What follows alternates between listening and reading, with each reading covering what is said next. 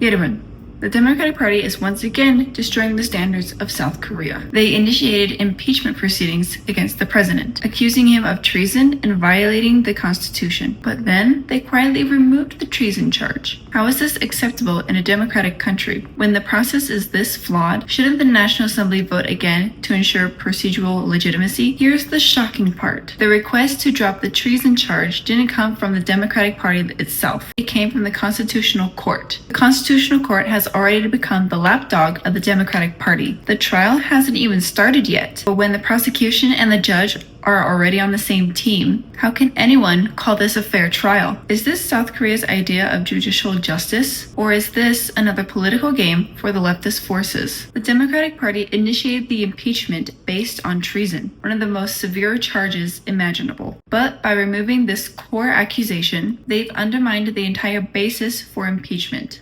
Meanwhile, the Constitutional Court is enabling this absurdity by siding with the Democratic Party. How can we deny the suspicion that the Constitutional Court is actively supporting this farcical impeachment show? How can any citizen trust the fairness of a trial when the outcome seems predetermined? The Constitutional Court should be the last bastion of law and justice, but now it's nothing more than a tool for the leftist political agenda. The court has already lost the trust of the people. How can the public accept any decision from a court that has abandoned fairness? If the Constitutional Court continues to act like the Democratic Party's lapdog, the rule of law and justice in South Korea will completely collapse. Dropping the treason charge isn't just a minor incident. It's clear evidence that South Korea's judicial justice no longer exists. The Constitutional Court must stop serving as a pawn for the Democratic Party and restore its fairness in the name of the Constitution. If it doesn't, the people's outrage will be directed squarely at the court. A constitutional court that fails to protect the Constitution has no reason to exist.